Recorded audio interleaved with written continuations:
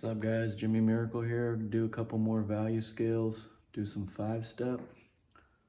Why are we doing this? To learn about tone. Tone is a language. This is a Rembrandt etching, primarily using the language of tone, dark and light.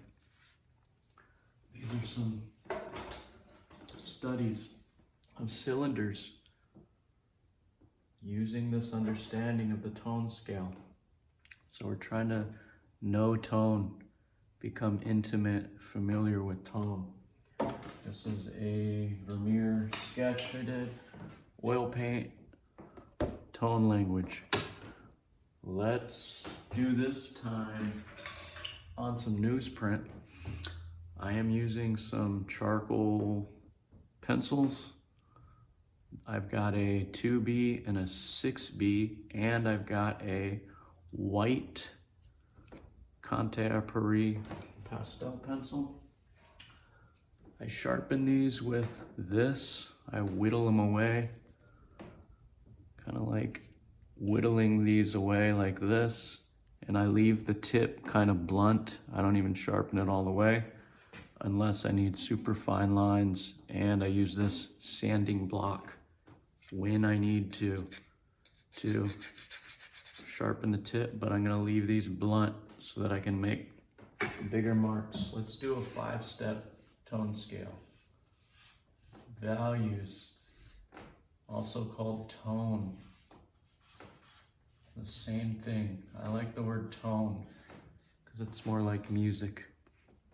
And that's what we're trying to understand here. Let's do a veiling technique. So there's various ways to lay tone down: veiling, stumping, hatching. And here's the black. I'm gonna do this one as the black. Let's do veiling. So basically you're taking the charcoal and you're going back and forth without lifting the pencil up, and scrubbing many layers.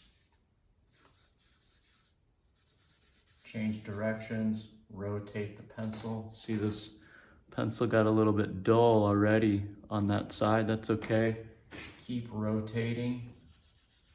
If you want to, you don't even have to. You could just keep wearing it away on one part. So become familiar with the medium. Holding it like this. You don't have to hold it like a pencil. If you hold it like a pencil, sometimes you get more vertical strokes. I'm holding it more parallel to the page. On its side, I'm trying to veil marks to get this pitch black. Beautiful black. I mean, it's amazing. I'm just using some rough newsprint here. I kind of like the texture of this rough newsprint better than that paper I was using before. It's kind of got a nice tooth. So I'm not pressing super hard because this is a 6B and I don't want to break it. So I'm gently pressing hard enough in these veils of passes. Let's change directions again. Trying to work. I mean, you're probably never gonna go this dark in a drawing, and I think if I give another pass, the paper might rip. So that's about as dark as that one can go. That's pretty much pitch black. It's actually darker than this one.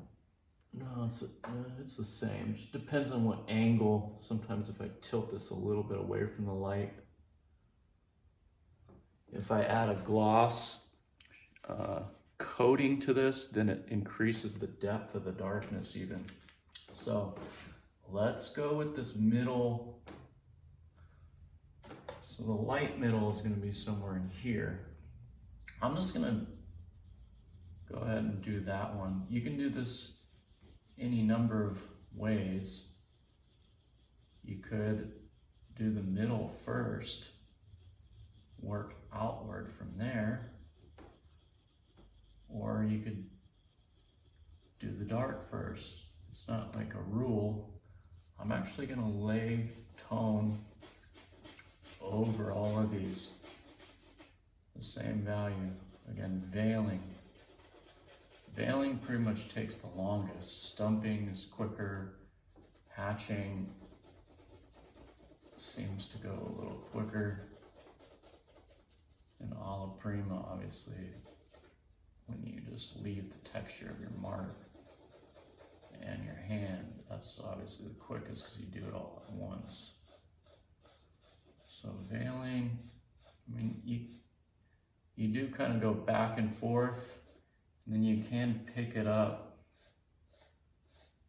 after each stroke and just kind of lay, basically just veiling charcoal on to the surface in layers. Many layers and many passes. Not pressing too hard, going different directions. So let's keep working on this. This one's gonna take a little while to get this 5-step. I've gotta get a mid-tone in here. I'd say I got another couple minutes on this one. Now that's getting super dark. I must have hit a little nick in the paper. When that happens, you could leave it, or I just take a kneaded eraser and pull that little dark bit out. I think my board must have something underneath it.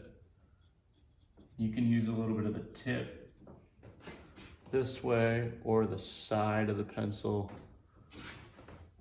I'm going to make a pass this way. It's just kind of the side.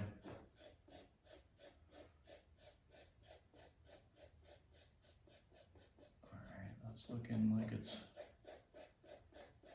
and again, there's like people, Grand Central Academy, Angel Academy Art, where they try to get a glass-like smooth finish and work with the tip of the pencil for hours, trying to get every single grain of the texture removed, almost like stippling a, like you're a micro, tiny little ant crawling in every single one of these mountains. I don't want you to waste your time trying to get a glass-like smooth finish. I want you to experiment with media and know your materials, your paper, and know the different ways that you can lay marks down and it reveal your human hand, your human touch. So don't waste your time trying to get glass-like finish unless you're completely obsessed with that. Be my guest. I would not recommend it. All right, we are trying to get a dark middle in here. I'm gonna just creep up on these two tones, passing, many passes, many layers. This veiling is similar to glazing in oil paint. So you sort of add passes of tone on some different directions so that the tone looks more or less even. Pick it up, do a little bit of the tip, do a little bit of the side. It's pretty much up to you how you can get an even. Now I'm not picking it up at all, I'm just kind of rubbing it back and forth, seeming like it's getting to that dark middle that I want. And I'm just feeling like it could drop down a touch more. You can tweak these fine tune them. Get your scale out. Looks like the middle's looking good. I'm gonna call this one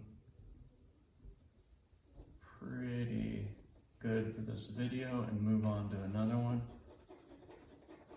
All right, so we got 5 cones. Let's go ahead and do another one.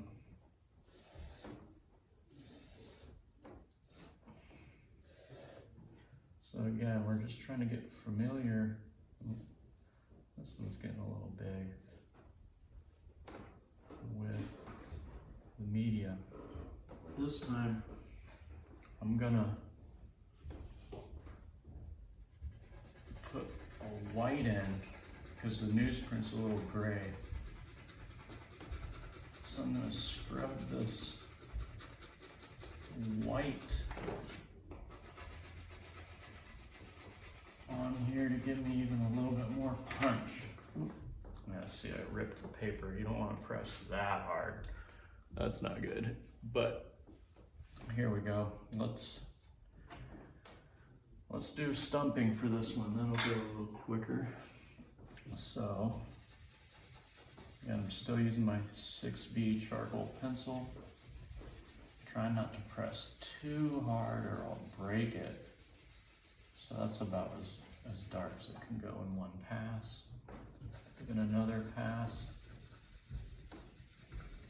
And I don't want to destroy this stump, so I'm actually gonna sort of stump this in with, you can make little paper stumps out of paper, basically. I don't want to destroy this one because I use it kind of for pencil, so I'm going to sort of smear this in with this little paper stump that I just invented out of a scrap piece of paper. Smear that in. It's basically going to look exactly like it was veiled, just goes a lot faster. Alright, let's stump that in.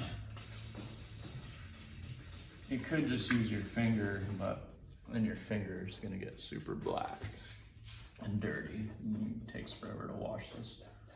It doesn't take that long to wash this off, but I just prefer to not have tons of pitch black charcoal on my hands.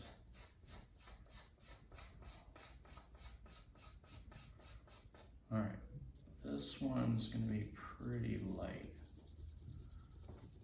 And you can do combinations of veiling, stumping, hatching, and variations of kind of alla prima marks.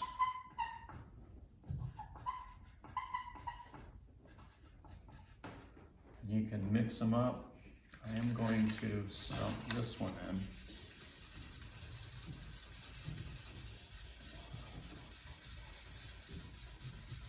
And so that's the whole point here, to experiment with tone, become familiar with your paper, familiar with possibilities of mark making, which are just kind of endless. There's not one way to make marks. That's ridiculous. There are as many ways to make marks as human beings can invent ways to make marks. I'm just trying to show you kind of big parameters that you're gonna find useful, and then you jump off and go your own way. Find different ways of making marks, or stick to some basic ones. You don't have to be finding millions of new things all the time. I mean, this is a lot to really work with. Let's go ahead and hatch on top of a stumped area. See what that looks like.